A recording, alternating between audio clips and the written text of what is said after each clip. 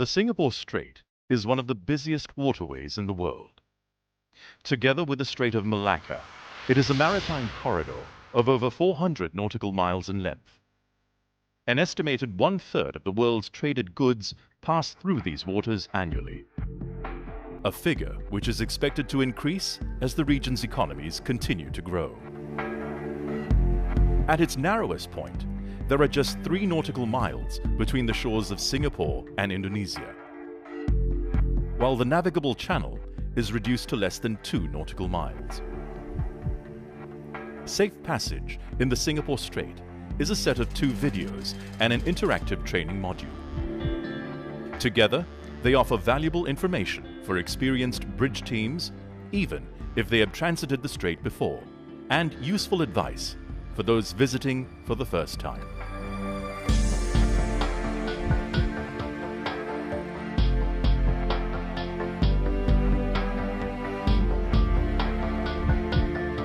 There are around 1,000 ship movements each day in the Singapore Strait. As a result, watchkeeping officers can find themselves having to deal with traffic situations involving a wide range of vessel types and sizes. This is especially challenging in poor visibility.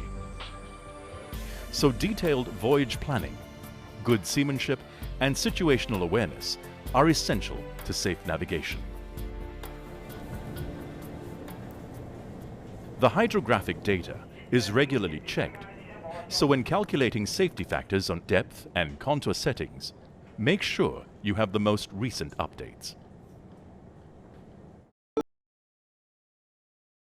There are strong tidal streams in the strait, which must be remembered, as these can make a big difference when crossing lanes or picking up a pilot. The pilot boarding grounds for Singapore and Malaysia are all to the north of the TSS. Sambu, the pilot boarding ground for Indonesian ports, is to the south. Navigation in the strait can be demanding, so everyone needs to be properly rested at the start. Traffic movement is always changing. Watchkeeping officers need to know their ship's position and maintain good situational awareness so that they can make appropriate navigational choices. It's important to have the right level of bridge personnel. Always follow your company's SMS. All vessels must proceed with caution. They need to maintain a speed consistent with safe navigation. As always, keep to your company's SMS, but it is strongly recommended to have the engine room manned throughout the transit. In addition to following all applicable rules of the road, officers are well advised to take a look at Rule 10 concerning navigation in a TSS. Remember, being in a TSS does not give you the right of way, so use good seamanship. This could mean slowing down to help resolve a traffic situation, even when you have the right of way. Always maintain a safe distance from other vessels. Keep an eye out for the weather. Sudden thunderstorms with heavy rain can occur between June and August, and October to December. The visibility can become moderate or poor very quickly. Haze can also reduce visibility. Shipmasters are advised to keep a proper lookout and navigate with caution. In addition to following all applicable rules of the road, ships shall comply in particular with Rules 19, 20, and 35 concerning the conduct of vessels in restricted visibility, the exhibition of navigation lights, and the use of sound signals. In darkness, vessels crossing the TSS and all precautionary areas are requested and recommended to display a signal of 3 all-round green lights in a vertical line. This indicates the intention to cross to all nearby vessels. In the TSS, it's rarely possible to always keep strictly to the planned course line. Watchkeeping officers must be prepared to move to one side of the lane or the other to overtake or even when being overtaken. As well as the traffic in their immediate surroundings, they are advised to look well ahead to see what situations may be developing. Information on other vessels' intentions may be requested from the VTIS. The Singapore VTIS operates 24 hours a day. It is an advisory service and covers the 3 strait reporting sectors 7, 8 and 9, known as STRAITREP. Reporting to it is mandatory when going into a new sector. It's good practice to inform the VTIS of your intentions at that time. There are teams of operators for each of the STRAITREP sectors. Mariners are recommended to follow the advice of the VTIS whenever possible, because the operators can have a better understanding of the traffic movements over a wider area. But remember that following navigational advice given to you by the VTIS does not give you the right of way. The bridge team alone is responsible for the safe navigation of the vessel. Going west, you will enter the TSS in its far eastern section, Sector 9.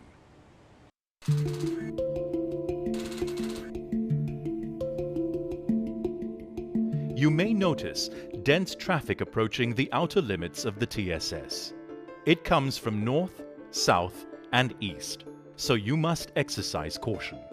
As you pass the Horsburgh Light, it's mandatory to report in to VTIS on VHF Channel 10. If you are transiting, you will be asked for information, including your destination and whether you are carrying any dangerous goods. If you are, they will ask for details of IMO class and weights. You will not have to give this information again during your transit, as the VTIS pass it on from sector to sector. If you are going into the port of Singapore, they will already have this information in the pre-arrival notification. There are 4 precautionary areas in the Singapore Strait where you may encounter a high density of crossing traffic.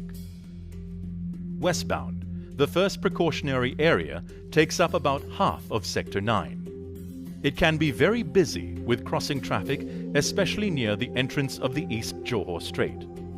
But usually, there is sufficient sea room to deal with any situations arising. There may be many tugs and tows, but mostly in daylight hours, starting at around 6:30. You will see fast ferries crossing throughout the strait.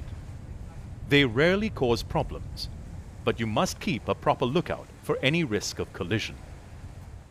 As you approach the pilot boarding grounds to the north of the lane, beware of vessels picking up or dropping off a pilot for both Singapore and the Malaysian ports. This may involve sudden large changes in speed.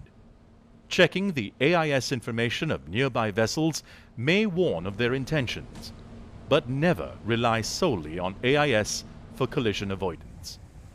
Remember that not all ships are fitted with AIS, and even if they are, it may be switched off, or the information provided may be incomplete or incorrect. Also, avoid using VHF for collision avoidance. This can lead to confusion and hinder transmission of important VTIS information. Always comply with the call regs. Never become complacent. Always keep your eyes open.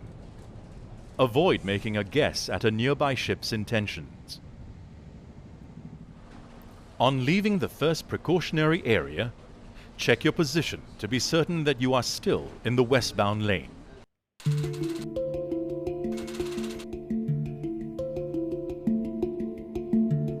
When entering Sector 8, reporting is mandatory to the VTIS on VHF Channel 14.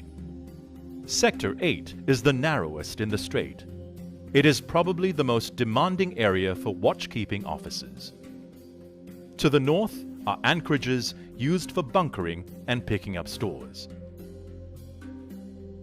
There are 5 pilot boarding grounds to the north of Sector 8. Be aware that eastbound vessels will start crossing to reach them. If you are going into the port of Singapore, make sure your own pilot boarding ground is in your AIS as your destination. The movement of Singapore pilots is managed from a central control room where everything possible is done to ensure that pilots get to their booked ETA on time. It is a separate organization from the VTIS. A tracking system means that delays are very rare, but with over 500 pilot assignments per day, delays do sometimes happen. You must contact the pilot service 2 hours before your ETA to confirm the booking on VHF Channel 20. You can expect to find vessels waiting near the boarding grounds, especially around the eastern boarding grounds Charlie and Bravo. Vessels are advised to calculate and adjust their speeds in the hours before arrival to avoid having to wait near a boarding ground and cause congestion. When approaching the boarding grounds, it is strongly recommended that they should do so at a safe speed, following all applicable rules of the road. In particular, the separation distance and factors listed in Rule 6, such as the state of visibility, available sea room, and traffic density, among others. Only one vessel will be scheduled to arrive at Bravo and Charlie at any one time, and the next vessel will be scheduled at an interval of not less than 15 minutes later. Vessels arriving too early may have to wait, maintaining a minimum separation distance of 1 nautical mile from the vessel ahead. Information on vessels proceeding to these boarding grounds will be provided by the VTIS. Westbound vessels should approach their boarding ground on the starboard side of the channel. Some of the boarding grounds are close to anchorages, so approach these at a safe speed, keeping a safe distance from the vessels in the anchorage. Allow enough time and sea room when picking up a pilot. On larger vessels, it may take 10 minutes for the pilot to board, reach the bridge, and finish the master-pilot exchange. So ensure that there is sufficient time for that to be completed safely. The boarding arrangements must exactly follow international standards. The pilot's safety is the first concern. There are 2 precautionary areas in Sector 8 where many vessels leaving port are expected to cross the traffic lane. Pilot Eastern Boarding Ground Alpha is mostly used by container vessels for picking up pilots or as directed by the port master. Further west is the Pilot Southern Boarding Ground, used by passenger ships or as directed by the port master. In this area, there are many ships dropping off pilots, in particular container ships from terminals such as Pasir Panjang. As they have the right of way, they come straight into the TSS, heading for the eastbound or westbound traffic lane. At night, these vessels may be obscured by the background lights of Singapore. Pay attention to the VHF to hear VTIS traffic information about nearby vessels. There may be a lot of crossing traffic, including ferries and tugs with barges, especially soon after dawn. Carefully assess the situation before you overtake. Immediately after the entrance to the Jong Fairway, note the slight course alteration to port. Distant oncoming traffic in the eastbound lane may seem to be intending to cross ahead of own ship, but they will alter course to starboard as they approach. Also, be aware that VLCCs in the eastbound lane may cross the westbound lane here, heading for the Shell single buoy mooring to the north of the TSS.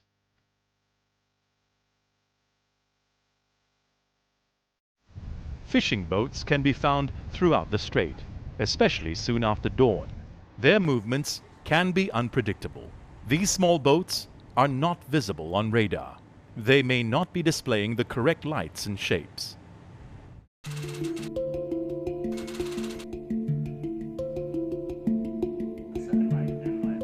Report in to VTIS on VHF Channel 73 as you enter Sector 7.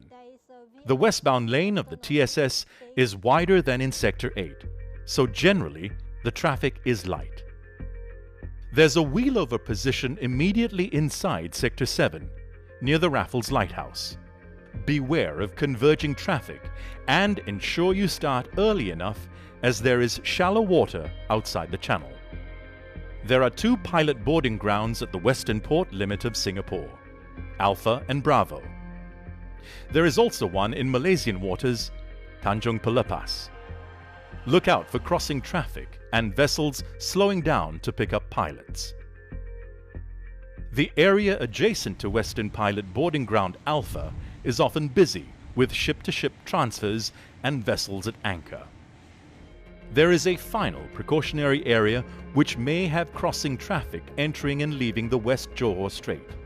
If you are going to the port of Tanjung Pelepas, their pilot center is on VHF channel 64.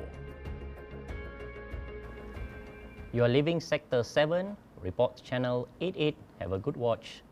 VTIS West, out. Once you leave Sector 7 and enter Sector 6, please inform the Singapore VTIS that you have completed your transit and report to Johor VTS on channel 88. You are now in the Malacca Strait.